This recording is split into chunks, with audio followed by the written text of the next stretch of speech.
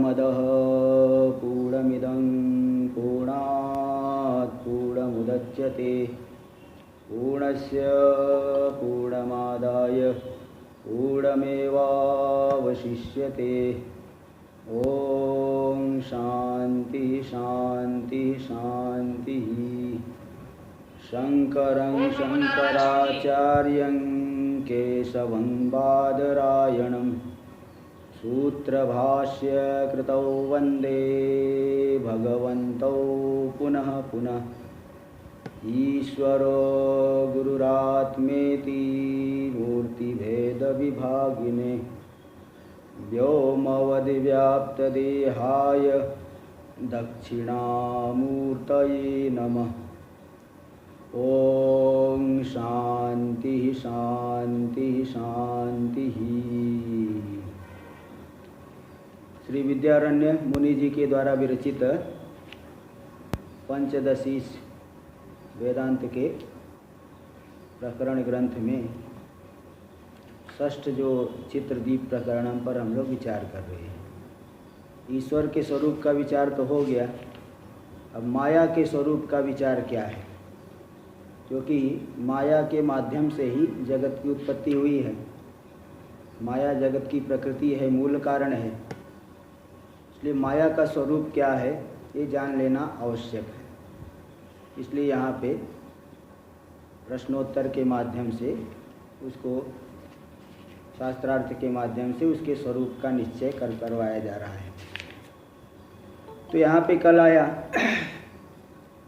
कि जैसे जल में द्रवत्व है, वाणी में उष्णता है, पत्थर में काठिन्य है, ऐसे ही माया में जो है दुर्घटकारित्व है।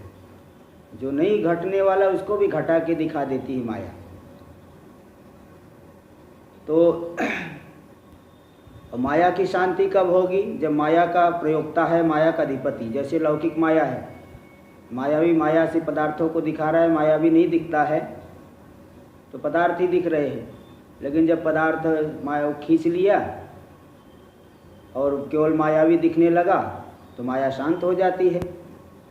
ऐसे ही यहाँ जब तक माया का प्रयोग करने वाला, माया का प्रयोक्ता, माया का प्रेरक जो ईश्वर है, ईश्वर का जब तक हमें ज्ञान नहीं होगा तब तक ये माया जो है खेल करती ही रहेगी।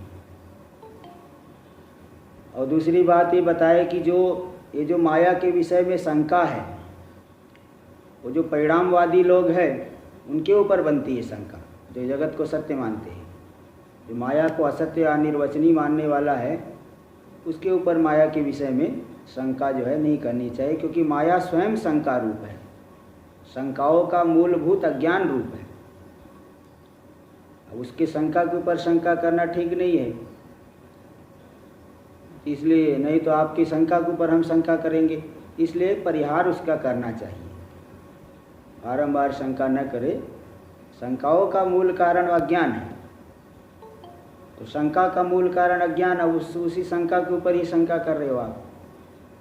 जब बता दिए कि अनिर्वचनीय है माया, उसके ऊपर फिर प्रश्न नहीं बनता। हाँ, जो जगत को सत्य मानते हैं उनके ऊपर ही शंका बनेगी। कैसे जगत सत्य है, तो नाना प्रकार की शंका बनेगी।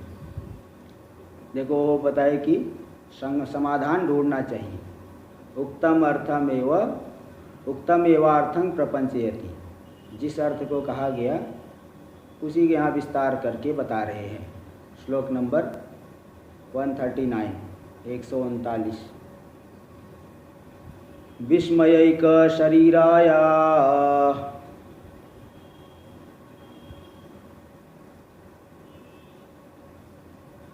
मायायाश्चोद्य रूपतः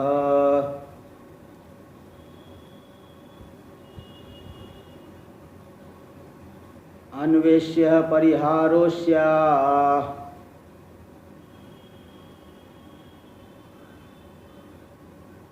बुद्धिमद्भि प्रयत्नतः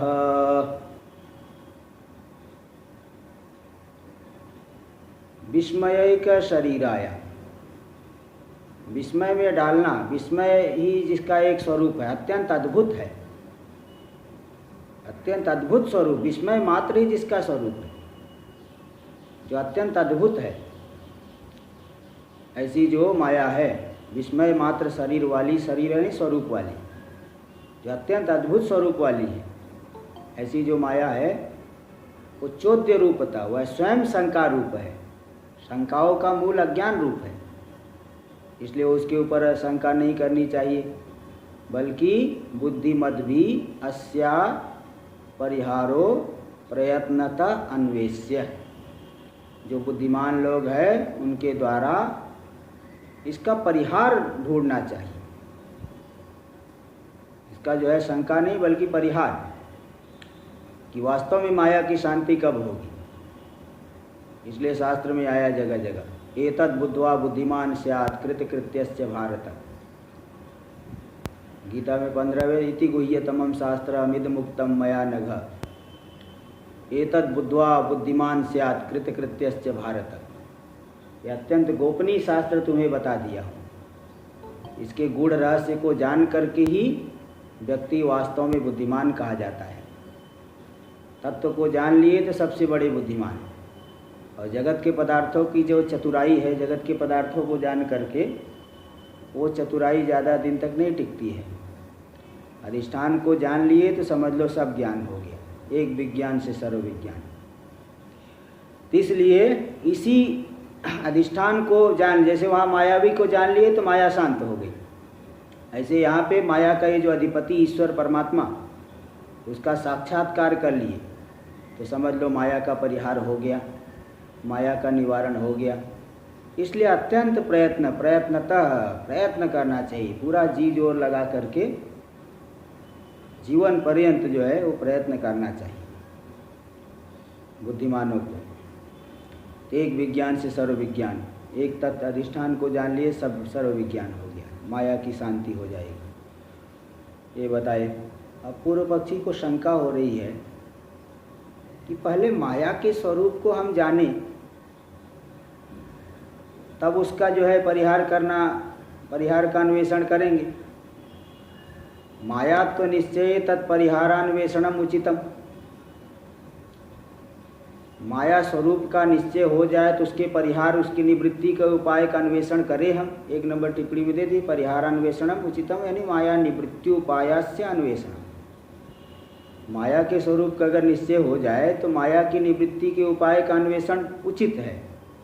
सयो नेदानीम सिद्ध, किंतु अभी तक माया के स्वरूप का निश्चय हुआ ही नहीं।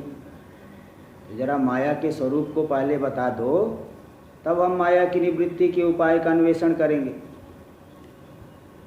इति संकते, ये शंका कर रहे माया के स्वरूप क्या है। माया त्वमेव निश्चेय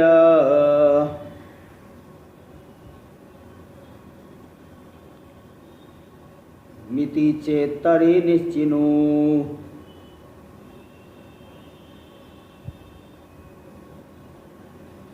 लोक प्रसिद्ध मायाया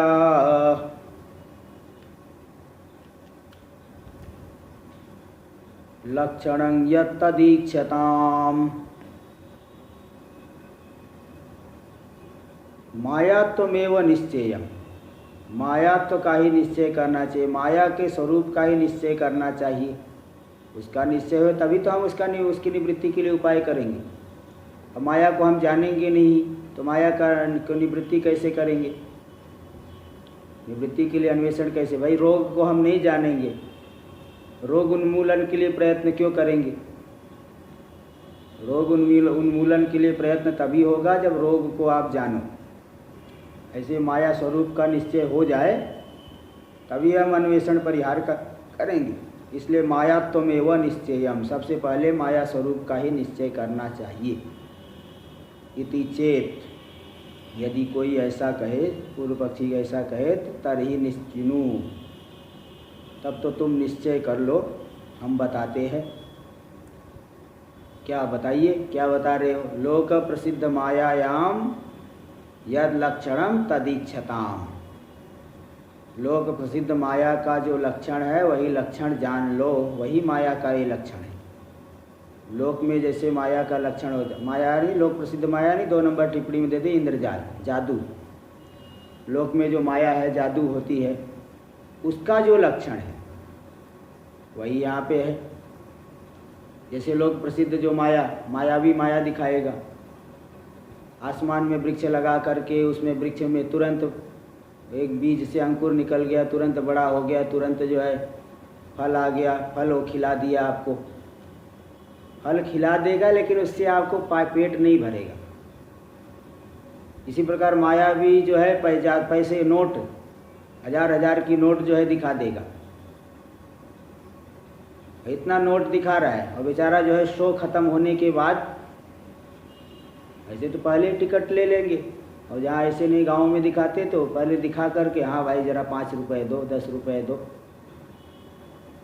अब इतनी नोट तुमने दिखाया तो 5-10 रुपये मांगने की क्या आवश्यकता है। इससे ये सिद्ध हो रहा है वो दिख रहा है लेकिन है नहीं। लोक प्रसिद्ध माया के ही लक्षण है, हाँ, कि दिख तो रहा है लेकिन उसको निरूपण करना चाहो सत्य है कि असत्य है, सत्य है कि असत्य है, उभय है, निरूपण नहीं कर पाओगे। इसलिए वही कहना पड़ेगा कि मिथ्या ही दिख रहा था, न हो करके दिख रहा था। तो लोक प्रसिद्ध माया का जो लक्षण होता है, जादू का जो लक्षण होता है, वही लक्षण यहाँ जो है माया के विषय में जान लेना चाहिए। दूसरा कोई लक्षण नहीं, वही एक ही लक्षण है। तो टीका में वैसे तो कई लक्षण बना सकते हैं लेकिन एक ही, मतलब वो जो दिखे और वास्तव में हो ना। इसलिए जैसे वो ऋषि पुराणों में आ गया, क्योंकि ऋषि भी थे, ऋषि को जो है कि हाँ उन्होंने बहुत तपस्या की और तपस्या करके जो है कि भगवान विष्णु प्रकट हुए। उन्होंने भगवान से प्रार्थना की कि मैं माया को देखना चाहता हूँ। भगवान ने कहा माया देखने से क्या मिलेगा? बोले नहीं नहीं, मेरी जिज्ञासा ही, मैं माया को ही देखना चाहता हूँ। तो तुरंत जैसे वो बोले ठीक है तथास्तु, जैसे डुबकी लगाए उनका शरीर स्त्री का हो गया, स्त्री का हो गया। बाहर बैठ के रोने लगे। तब से कोई जो है दूसरा धोबी आया, धोबी लेके गया अपने घर में, धोबी ने पत्नी बना लिया। अब जो है कई बच्चे हो गए, दिन दिन रात पति की सेवा, बच्चों की सेवा, ऐसे जो है जीवन बीतने लगा। बहुत समय ऐसा, बहुत समय बीत गया, उनको यही मालूम पड़ रहा है बहुत समय बीत गया। और जो है तब जाके एक बार उसका पति की सेवा कर रहे हैं, पति ने, धोबी ने कहा अरे बहुत प्यास लगी, जाओ पानी लाओ। तो इसलिए वो पानी लाने के लिए गए और फिर वहाँ डुबकी लगाए। डुबकी लगाते ही फिर वो पुरुष शरीर स्त्री ऋषि का शरीर हो गया। और वो धोबी दौड़ा दौड़ा बाद में आया, बोला कहाँ गई मेरी पत्नी? तो ऋषि ने कहा मैं ही तुम्हारी पत्नी हूँ। इस तरह से वो आया। तो मतलब कि माया का ये है कि वो नहीं होके दिखता है, नहीं हो करके भी वो दिखेगा। इस तरह से तो लोक प्रसिद्ध माया का जो लक्षण है वही यहाँ पे भी समझ लीजिए। टीका में मायात्वमिति, माया लक्षण सद्भावात् मायात्वम निश्चयता। माया का लक्षण है इसलिए माया के स्वरूप का निश्चय कर लो। इति अभिप्रायणः तर्हि निश्चिनु, इसलिए तब तो तुम निश्चय कर लो। यदि तुम्हारी जिज्ञासा है तो निश्चय कर लो। किम लक्षणम इत्यतः लोकेति, बोले लोक में जो प्रसिद्ध है माया का लक्षण वही यहाँ भी लक्षण है। इस माया का भी, जादू का जो लक्षण वही यहाँ भी इसका भी है। तस्यापि किम लक्षणम, बोले वो भी मुझे समझ में नहीं आ रहा ठीक से। उस माया का, लोक प्रसिद्ध माया का, जादू का क्या लक्षण है?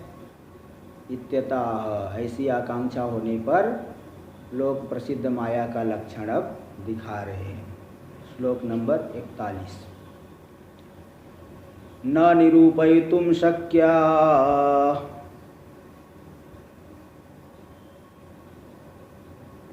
विस्पष्टं भासते च या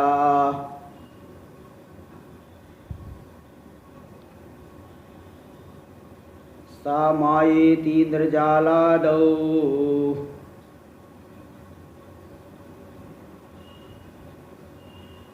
लोका संप्रतिपेदिरे।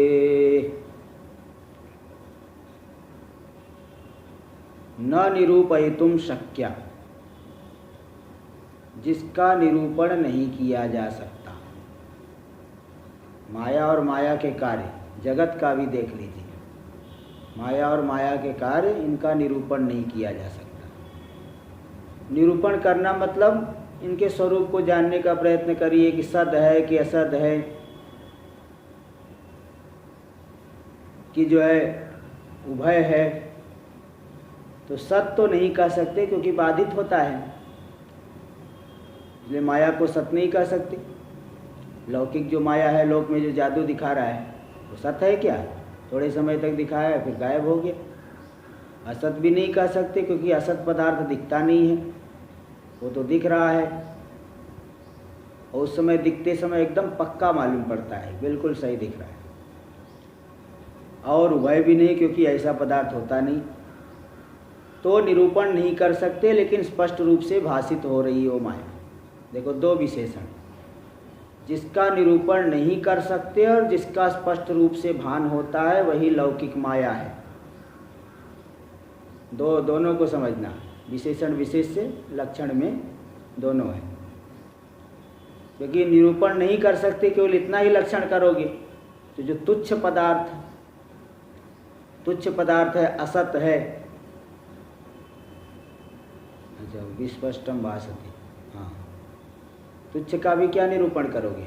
वैसे तुच्छ का तो असत कह देते हैं, हाँ, तुच्छ को तो असत, हाँ, उसका भी निरूपण हो असत है, ठीक है, उसका तो असत है। इसलिए न निरूपयितुम संग, निरूपण नहीं कर सकते। विस्पष्टम भासते, केवल विस्पष्ट भाषित हो रहा है। ऐसा कहोगे तो विस्पष्ट रूप से तो आत्मा भी भाषित हो रहा है। मैं चेतन हूँ, भाषित तो हो ही रहा है, लेकिन उसका निरूपण होता है। आत्मा सत है, त्रिकाला बाध्य है, लेकिन माया जो है इसका निरूपण नहीं कर सकते। इसलिए आत्मा में, ब्रह्म में लक्षण नहीं जाएगा, माया में ही जाएगा। तो जिसका निरूपण नहीं कर सकते, जो और स्पष्ट रूप से भाषित होती है, सा माया, वही माया है। और ये कहाँ देखा गया? इंद्रजालादौ इति इंद्रजालादौ लोका संप्रतिपेदिरे। लोक जो है प्राणी, इंद्रजाल आदि में इसको देखे है। निरूपण तो नहीं कर पा रहे, लेकिन स्पष्ट रूप से भाषित हो रहा है। सद असद उभय नहीं कह सकते, लेकिन भाषित तो हो रही है। इसलिए कुल मिलाकर के यही कहना पड़ेगा, एक शब्द में कहे तो मिथ्या है। भाई जो है मिथ्या का मतलब क्या है? मिथ्या का यही मतलब होता है जो दिखाई न पड़े, मतलब दिखाई पड़े और हाथ में न आए। दिख तो रहा है लेकिन हाथ में नहीं आता। जैसे सीपी में चांदी दिखती तो है लेकिन हाथ में नहीं आती, ढूंढो जाओ मिलेगी नहीं, कोई लाभ नहीं। ऐसे ही तो ये मिथ्या यही है, मिथ्या उसी को कहते हैं। मिथ्या का मतलब बिल्कुल कभी दिखेगा ही नहीं, उसको मिथ्या नहीं, वो तो तुच्छ कहते हैं उसको। जो कभी दिखेगा ही नहीं, आकाश कुसुम, खरगोश की सींग, मूसक विषाण, चूहे की सींग, ये सब कभी दिखती ही नहीं है, इनको मिथ्या थोड़ी कहा जाता है। मिथ्या का मतलब जो दिखाई पड़े लेकिन जिससे कोई प्रयोजन की सिद्धि न हो। जैसे सीपी में चांदी है, उससे आप आभूषण नहीं बनवा सकते। तो इस तरह से ये जो लोक प्रसिद्ध माया है, ऐसा लोक में देखे है, लोग जानते हैं, प्राणी जानते हैं इंद्रजाल आदि में।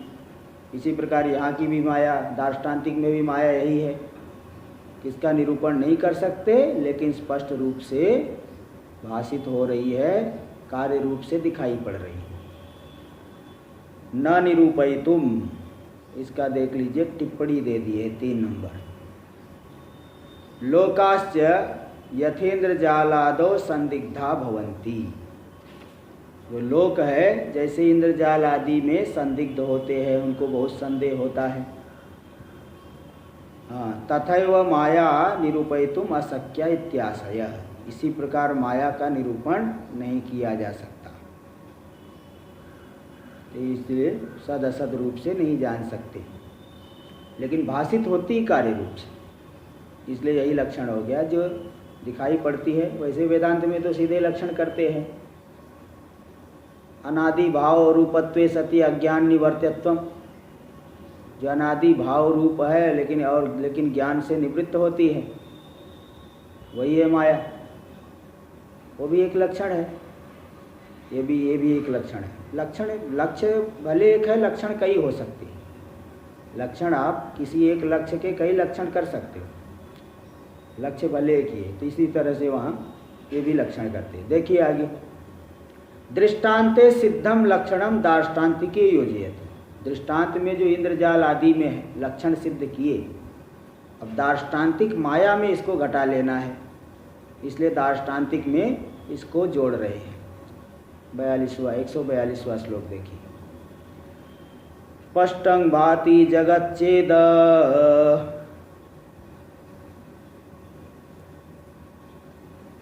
मशक्यं तन्निरूपणम्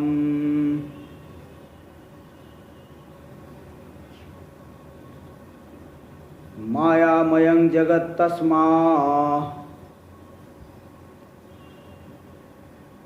दीक्षस्व पक्षपाततः।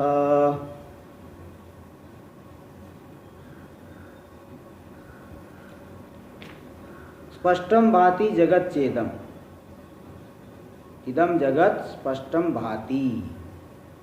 ये जो जगत इदम मतलब सामने जो दृश्यमान जगत है, सामने इतना लंबा चौड़ा जो जगत दिख रहा है स्पष्ट रूप से भाषित हो रहा है। और तन निरूपणम अशक्यम, किंतु इसका निरूपण नहीं कर सकते। सद रूप से असद रूप से उभय रूप से नहीं जान पाओगे। तो इस तरह से इसका निरूपण नहीं हो पाएगा, ज्ञापन नहीं हो पाएगा। इसलिए मायामयम जगत, तस्मात् जगत मायामयम इच्छस्व पक्षपाततः अपक्षपाततः, तस्माद् अपक्षपाततः जगत मायामयम इच्छस्व। यह पूरा जगत स्पष्ट रूप से भाषित हो रहा है, इसका निरूपण नहीं कर सकते, इसलिए अपक्षपाततः, पक्षपात नहीं करते हुए शुद्ध बुद्धि से। देखिए, बुद्धि मलिन होने की वजह से संसार में सत्यता बुद्धि होती है। जैसे कोई न्यायाधीश है, जज, अगर उसके अंदर ज़्यादा ममता है तो ठीक से निर्णय नहीं दे पाएगा। अपने जो अनुकूल लोग दिखेंगे उनके पक्ष में निर्णय सदा देंगे, प्रतिकूल लोग दिखाई पड़े तो उनको विपरीत निर्णय दे दिया। तो वहाँ पक्षपात कर देता है व्यक्ति जो है ममता से वो पक्षपात करता है। बुद्धि शुद्ध न हो तो पक्षपात करेगा। इसलिए पूरा जो प्रयत्न करते हैं सनातन धर्म में, सनातन परंपरा में जो प्रयत्न होता है कि मतलब बाल्यावस्था से ही व्यक्ति साधना में लगे तो बुद्धि शुद्ध हो। इसलिए जो है बाल्यावस्था से सिखाया जाता है स्तुति पाठ पूजा आदि ध्यान। तो बाल्यावस्था से लगने पे वो जो है बुद्धि शुद्ध होगी। तो बुद्धि शुद्ध होने पर ही ठीक ढंग से आप किसी भी वस्तु के वास्तविक स्वरूप को जान पाओगे। इसलिए यहाँ बताया कि अपक्षपाततः, जब तक बुद्धि मलिन है तब तक जो है वो जगत के विवर्त रूप से नहीं देखेगा। इसलिए वो संक्षेप शारीरक में श्लोक भी आया कि कृपणधि परिणामम उदीक्षते क्षयित कल्मषधीस्तु विवर्तता। यहाँ तक नैयायिकों को भी कह दिया कि उनकी भी बुद्धि शुद्ध नहीं है। जो कृपण धी वाला है, अल्प बुद्धि परिच्छिन्न बुद्धि वाला है, वह जगत को परिणाम रूप से देखता है। वह कहेगा जगत ईश्वर का परिणाम, ये ईश्वर का परिणाम, ये माया का परिणाम है,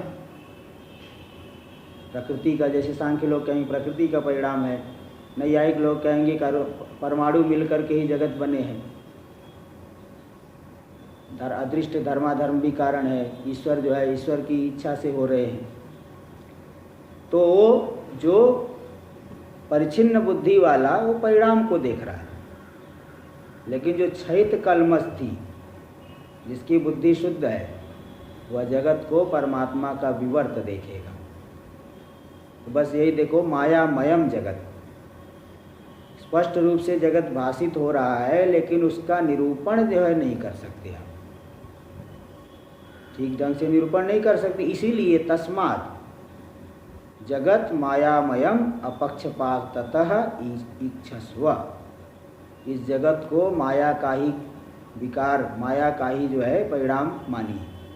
परमात्मा का तो विवर्त है, माया का ही कार्य मानिए अपक्षपाततः। जैसे माया का लक्षण है, दिख रही है नहीं, वैसे जगत भी है ऐसे ही। इस तरह से ऐसा देखिए, ऐसा जानिए। जगतो अशक्य निरूपणत्वम कथम, बोले जगत का निरूपण नहीं कर पाएंगे ऐसा कैसे कह रहे हो? जगत का निरूपण हो सकता है, आराम से हो सकता है, क्यों नहीं हो सकता, कर देंगे हम लोग।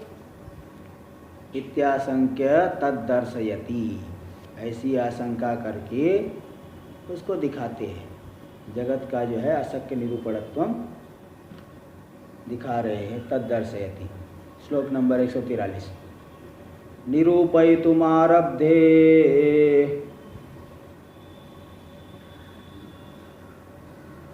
निखिलैरपि पंडितैः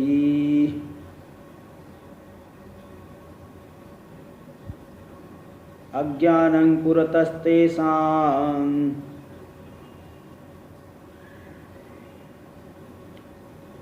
भाति कक्षासु कासुचित्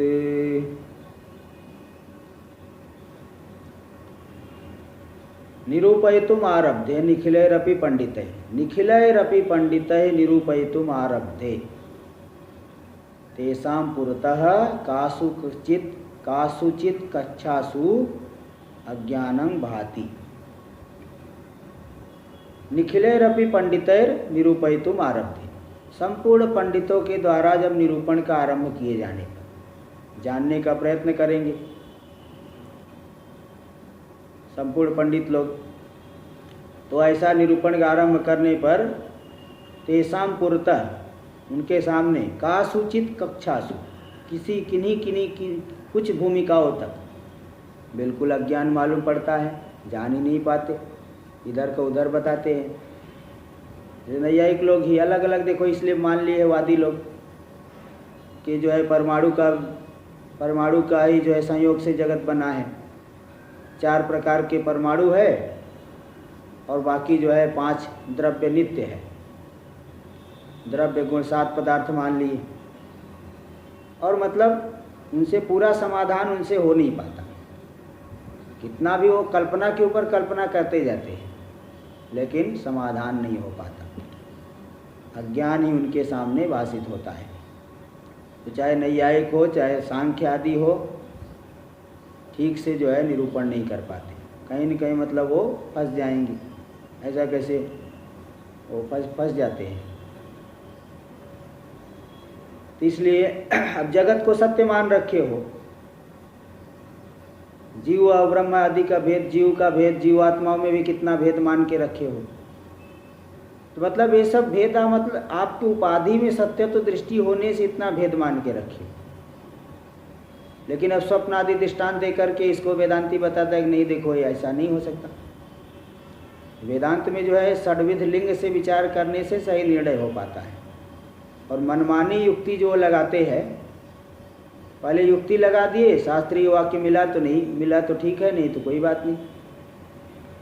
इसलिए वो लोग कई जो आत्म प्रतिपादक वाक्य है उसका भी विपरीत अर्थ कर देते। विज्ञानम आनंदम ब्रह्म, तो विज्ञानम का अर्थ कर देंगे विज्ञानवान। वो विज्ञान मतलब विज्ञान वाला है, आत्मा में ज्ञान एक गुण रहता है। आनंदम बोले आनंद, सुख एक गुण होता है ब्रह्म। इस तरह से ऐसे वो बोलते हैं। तो बोले वहाँ ब्रह्म है, वो तो आप जीव में मानते हो सुख दुख। फिर इस तरह से वो फंसते हैं। इसलिए बड़े बड़े पंडित लोग निरूपण करना आरंभ किए तो जो है कुछ कक्षा तक उनके सामने अज्ञान ही भाषित होता है, वो समाधान नहीं दे पाते। और ऐसे ये सांख्य वाले भी प्रकृति को नित्य मान लिए। जब प्रकृति नित्य है तो मुक्ति कैसे होगी? वो कहेंगे विवेक हो गया तो प्रकृति जो है उधर खड़ी रहेगी, पुरुष इधर जो है इधर नहीं देखेगा, इधर नहीं देखेगा। पुरुष उदासीन हो गया, प्रकृति भी जान ली कि पुरुष ने मेरे भोग और अपवर्ग वाले स्वरूप को जान लिया है, इसलिए उसको बंधन में नहीं डालेगी। अब प्रकृति कैसे जान लेगी, जरा ये विचारनीय बात है। वो तो जड़ है, जड़ से जो है जड़ को कैसे पता चलेगा। इस तरह से बहुत सी मतलब विपरीत बातें मालूम पड़ती है वो सब में। इसलिए कई अन्यवादी लोग भी है, उनके बड़े बड़े विद्वान लोग वेदांत पढ़ के वेदांती बन गए, वो अपने मत को छोड़ दिए। जैसे एक दक्षिण में एक राम राय कवि करके हुए थे, मध्वाचार्य, मध्वमत को मानते थे।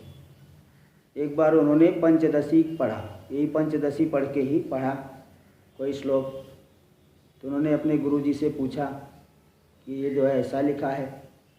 गुरुजी ने बोला कोई नहीं, ऐसा ऐसे लिख दिए। उनको बहुत जिज्ञासा हुई, नहीं ऐसा कैसे है। फिर जाके और वेदांतियों के पास जाके अध्ययन की, फिर उन्हें लगा कि नहीं यही मत ठीक है। उन्होंने स्वयं अपने मत का उस खंडन किया, मध्वमत को उन्होंने स्वयं खंडन करने के लिए पुस्तक लिखी, और भी टीकाएँ भी लिखी इसमें अद्वैत प्रतिपादक। इसलिए वो जो बता दिए कि संपूर्ण पंडित लोग जो है ठीक से निरूपण नहीं कर पाते, अज्ञान ही उनके सामने भाषित होता है। अब देखो इसको बता रहे, अशक्य निरूपणत्वमेव उदाहरणेन स्पष्टयति, उसका आप निरूपण नहीं कर सकते हो जगत का, तो इसको उदाहरण के द्वारा ही प्रकट कर रहे हैं। 144वां श्लोक देखिए, देहेन्द्रियादयो भावा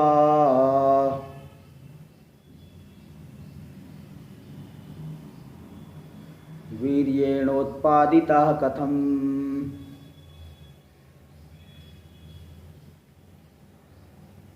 कथं वा तत्र चैतन्य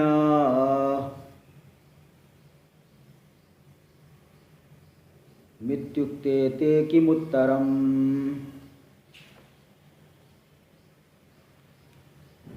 देहेन्द्रियादयो भावा, ये जो शरीर इंद्री इत्यादि जो पदार्थ है, वीर्य से कैसे उत्पादित होंगे ये बताइए। आप प्रत्यक्ष देख रहे हो, जैसे कोई लड़का पैदा हुआ तो 10 महीने पहले तो नहीं था, 10 महीने पहले तो उसकी कोई सत्ता ही नहीं थी, कोई कुछ नहीं दिखता था, शरीर नहीं दिख रहा है, कुछ नहीं दिख रहा है। आत्मा तो है ही, आत्मरूप तो एक ही आत्मा है। अंतःकरण सूक्ष्म शरीर भी कहीं दूसरी जगह होगा, लेकिन शरीर कहाँ दिख रहा है, नहीं दिख रहा है। 10 महीने पहले नहीं था। तो कैसे जो है वीर्य से शरीर बन गया। भाई वीर्य मतलब पुरुष में जो सप्तम धातु है, तो वो अब पुरुष तो अन्न खा रहा है, शरीर अन्न खाएगा, गेहूँ चावल रोटी आटा रोटी दाल ये सब हम लोग खा रहे हैं। तो वो रोटी दाल इत्यादि खा रहे हैं, वही जा कर के कैसे वीर्य बन जाएगा, सप्तम धातु कैसे बन जाएगी। और चलो ठीक है बन जाएगी। अब कहेंगे कि अन्न से रस होता है, रस से रुधिर होगा, रुधिर से मांस मज्जा अस्थि मेद ये सब बनेगा, अंत में वीर्य बन गया। तो पहली बात तो कैसे बन जाएगी यही नहीं समझ में आ रहा है। और दूसरी बात, चलो फिर वीर्य बन गया शरीर के भीतर और स्त्री शरीर में रज बन गया। अब इन दोनों के संयोग से शरीर कैसे हो गया। और अगर शरीर चलो मान भी ले तो उसमें चैतन्य कहाँ से आया। तो ये सब देखिए जितने भी ये प्रश्न है, ये सब प्रश्न का उत्तर समाधान जो है नहीं दे पाओगे, वास्तव में समाधान मिल नहीं पाएगा। इसलिए मिथ्या मान लो तो सारा समाधान है। जैसे स्वप्न का संसार है, स्वप्न में वो दिख रहा है लेकिन है नहीं, जागृत में आ गए तो सारा समाधान हो गया। नहीं तो आप जो है पहाड़ के ऊपर आपको समुद्र दिख रहा है, जहाँ समुद्र था वहाँ जो है पहाड़ दिखेगा। आप अपना व्यावहारिक आपकी स्थिति कुछ और है, स्वप्न में कुछ और दिखेगी। तो उस समय आप बड़े आश्चर्य में पड़ेंगे, ऐसा कैसे हो रहा है। लेकिन जब समस्या का समाधान कब होगा, जब जागृत में आ गए। ऐसे ही यहाँ पे अब कितना भी विचार करो कि कैसे जो है शरीर इंद्रिय आदि वीर्य से उत्पन्न हो जाता है तो अन्न ही मिट्टी है, उसे कैसे उत्पन्न हो जाएगा। और उत्पन्न हो भी गया तो शरीर में चैतन्य कैसे मालूम पड़ता है। कथम वा तत्र चैतन्यम, चैतन्य उसमें कहाँ से कैसे उत्पन्न होगा। स्वभाववाद अगर कहोगे तो स्वभाव से उत्पन्न हो रहा है, स्वभाव से उत्पन्न हो रहा है, पत्थर में क्यों नहीं उत्पन्न हो रहा है। पत्थर में उत्पन्न हो जाए। और फिर आगे की कक्षा में चलिए, इस चैतन्य का शरीर के साथ संबंध क्या है। शरीर के साथ चैतन्य का क्या संबंध है। संयोग संबंध कह नहीं सकते हैं भाई। संयोग संबंध का क्या मतलब है। आप पुस्तक को टेबल पे रखे हो, टेबल के ऊपर पुस्तक है, तो पुस्तक जो है वो टेबल के ऊपर संयोग संबंध से है। ऐसे आत्मा क्या सिर के ऊपर बैठा है। आत्मा सिर के ऊपर बैठा है ऐसा भी नहीं कह सकते। संयोग संबंध से आत्मा को क्या संयोग संबंध कैसे कहोगे। फिर अगर आपका एक समवाय संबंध एक होता है, जैसे नैयायिक लोग मानते हैं घट में घटत्व तो रहेगा समवाय संबंध से, गो में गोत्व तो रहता है, मनुष्य में मनुष्यत्व तो रहेगा, जाति जो है।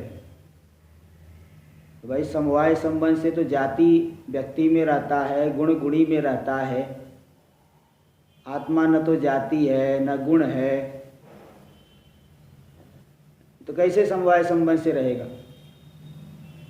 तो मतलब अगर आप कुछ इस तरह से व्यावहारिक दृष्टिकोण अपना के विचार करोगे तो समाधान निकल ही नहीं पाएगा।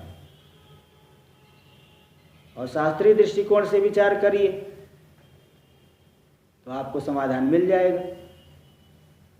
क्या आध्यात्मिक संबंध है, ये जो है अज्ञान से विपरीत ज्ञान हो रहा है।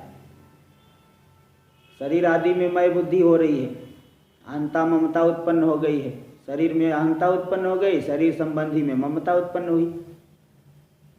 तो इस तरह से अगर आप विचार करें शास्त्रीय दृष्टिकोण से तो फिर समाधान हो जाएगा कि वास्तव में शरीर आदि के साथ हमारा आध्यात्मिक संबंध है, आध्यात्मिक तादात्म्य। मिथ्या जो है तादात्म्य हो गया अज्ञान की वजह से। तो ये समाधान इस तरह से हो सकता है। इसलिए व्यावहारिक दृष्टिकोण, लौकिक दृष्टिकोण से बड़े बड़े पंडित लोग जो है विचार करना आरंभ करें, लेकिन वो नहीं जान पाते, समझ नहीं पाते कैसे ये सब होता है। पूरा मतलब ठीक नहीं बता पाते। बताते तो है अपने अपने मत में, लेकिन उसमें बहुत दोष आपको दिखाई पड़ेगा। ऐसे कैसे होगा। लेकिन वेदांत मत का आलंबन लो तो सब समाधान हो जाएगा। और ये एकदम बिल्कुल प्रैक्टिकल बात है, अनुभव। और स्वप्न में भी देखिए इतने शरीर आदि आप बन गया, कितने शरीर बन गए स्वप्न में, हजारों शरीर दिख रहे, बहुत शरीर दिखेंगे। उन्हीं शरीरों के बीच में किसी एक शरीर में आपकी अहंता केंद्रित, शरीर में अहंता केंद्रित हो गई, आप उसको मैं करके मानने लगे, और बाकी सब कोई अपना है कोई पराया, और फिर सारा व्यवहार हो रहा है। तो अज्ञान मूलक व्यवहार शास्त्रीय दृष्टिकोण से समाधान होगा। अपनी तरफ से समाधान करना चाहे तो नहीं कर सकते, वो कुछ न कुछ आपको दोष वो दिखेगा ही, मालूम पड़ेगा ही। स्वभाववादी शंकते, आगे देखिए स्वभाववादी शंका कर रहा है। तो यह इत्युक्ते कि किम उत्तरम, देखो वो बताया अंतिम में कथम वा तत्र चैतन्यम इत्युक्ते किम उत्तरम। शरीर आदि कैसे वीर्य से उत्पादित हो गए, वहाँ पे चैतन्य कैसे आया, और चैतन्य का इस शरीर आदि के साथ संबंध क्या है। ये सब पूछने पर आप उत्तर लौकिक दृष्टिकोण से नहीं दे पाओगे। स्वभाववादी शंकते, अब स्वभाववादी आ गया चारवाक। चारवाक कहेगा कि सब स्वभाव से ही हो गया। उसकी शंका देखिए, बता रहे हैं, शंका भी आएगा समाधान भी देंगे। 145 वर्ष में वीर्यस्य स्वभावश्चेत्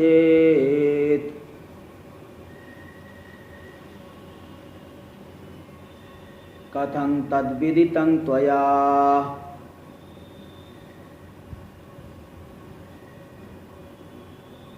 अन्वय व्यतिरेकौ यौ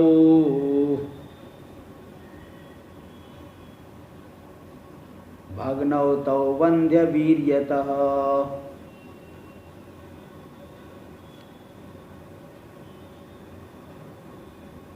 वीर्यस्य से स्वभावश्चेत्, अगर आप कहोगे कि वीर्य का ही यही स्वभाव है तो उसमें चेतनता उत्पन्न हो जाती है, तो बोले आपको कैसे मालूम पड़ा?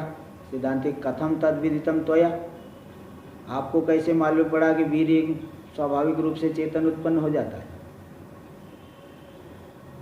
आपको वो कहेगा अनुमान से, अन्वय व्यतिरेक, अन्वय और व्यतिरेक से कि यत्र यत्र वीर्यम तत्र तत्र देहादिकम, जहाँ जहाँ वीर्य होता है वहीं वहीं देहादिक होता है, वीर्य के बिना नहीं होता है। जैसे पत्थर आदि में शरीर नहीं है वहाँ, तो बोले नहीं, तब तो देखो अन्वय व्यभिचार और व्यतिरेक व्यभिचार दोनों, वीर्य होने पर भी शरीर नहीं होता है। जैसे वंध्या स्त्री में, कोई वंध्या स्त्री है, वो जीवन पर्यंत, विवाह के बाद जीवन पर्यंत उसको पुत्र नहीं होता है, तो वीर्य तो है लेकिन पुत्र कहाँ हुआ उसे?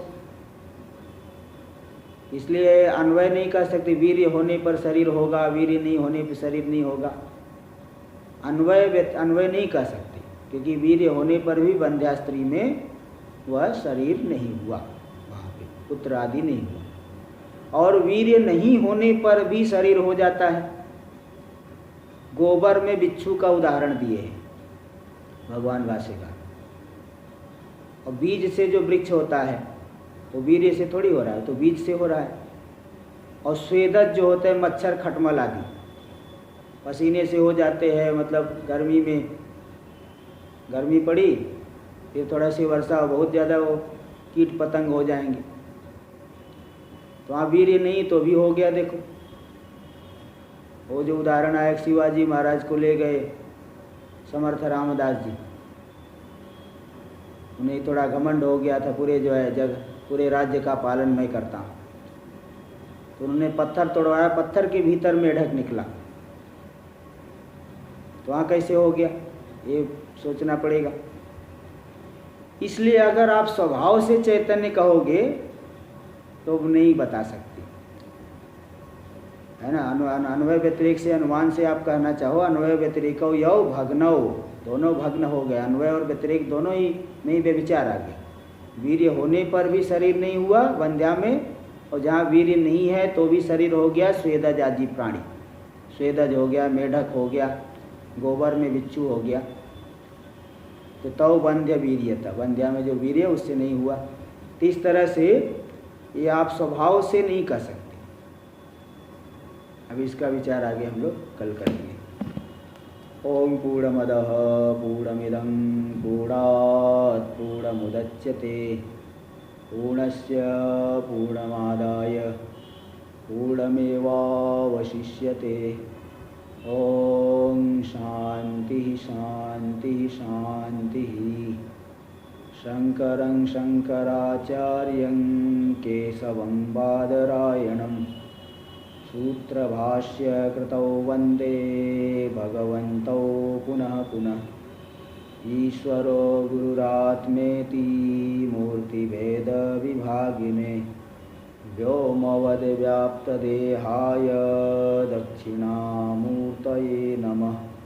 ओम शांति शांति शांति।